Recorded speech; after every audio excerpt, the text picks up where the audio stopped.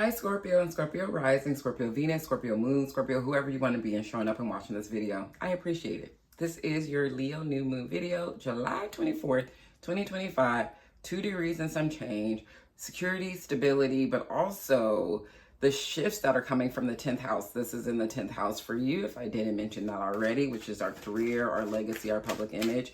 Things are a shifting in the family, shifting in one-to-one relationships, but definitely shifting in our career and how we want to be known publicly, our reputation. If this is you thinking about doing something new, this would be the time to set some intentions around how you do that, what you want to become in your career and your reputation known out in the world. I would say if it's a 2 degree, then you're really thinking about how this new thing can create stability and security for you. And I love that for the 10th house, because the 10th house is also like our legacy and long-term success. Scorpios have a tendency to, let's also talk about, sorry, I'll jump from thing to thing, here, there, and everywhere.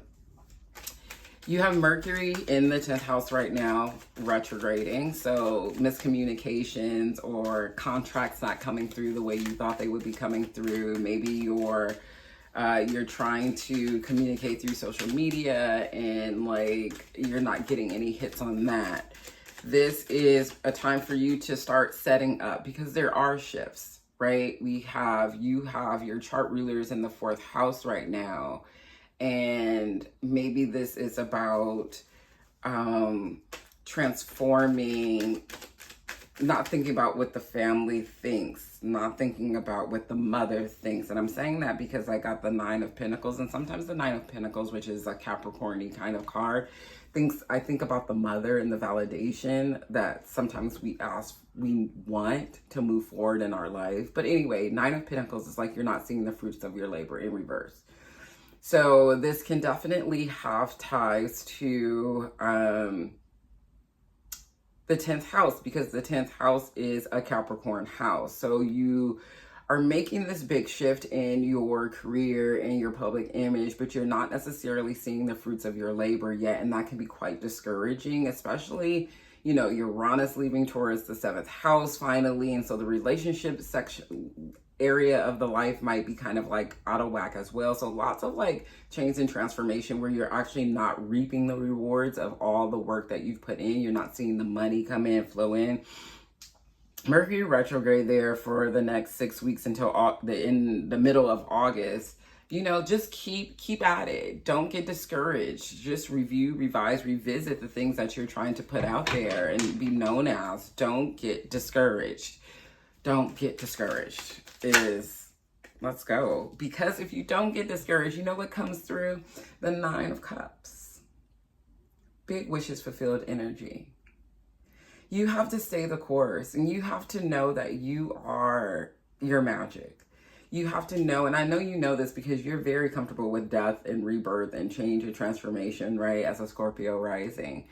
You have to know that sometimes things just take a little bit longer. And sometimes the way that we end up at our 9 of Cups is very different than the way that we thought we would end up at our 9 of Cups. But like, I'm getting the vibe that, because it's another 9, right? Like the things are coming. I'm thinking like there is a time for you to not necessarily worry, but just kind of like review and revise what's going on and what might not work. But don't do too much revision. Yeah, don't do too much revision, because the idea that you have is already there. Like, you feel maybe a little bit disconnected from your intuition or your guides or God or whatever, and like you're not getting what should be done. Once again, Mercury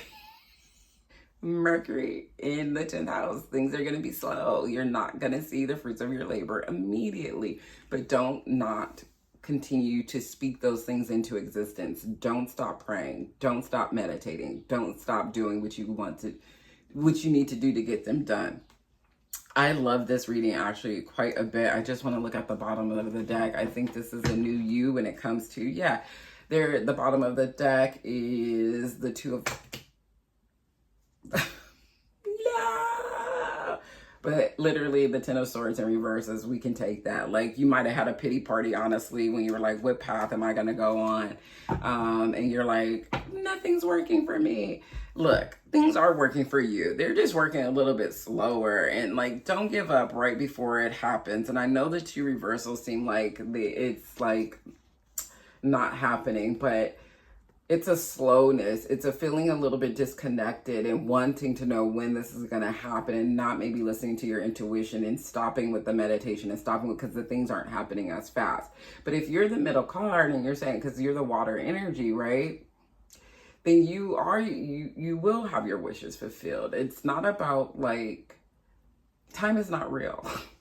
I will always say that time is not real. So we always have this like timeline, this timeline, and Pluto in Aquarius, Mercury in Leo going retrograde, Uranus leaving your 7th house. Like, there's just so much change and transformation here. We got to let those kinks work itself out. And we have to really stand in who we know to be, and that our path is our path, and continue to just keep on doing it, okay? Show up, show out, show up big, set some intentions around who you want to be out in this world, and don't get discouraged if you're not that person in the next 3 minutes, okay? Okay.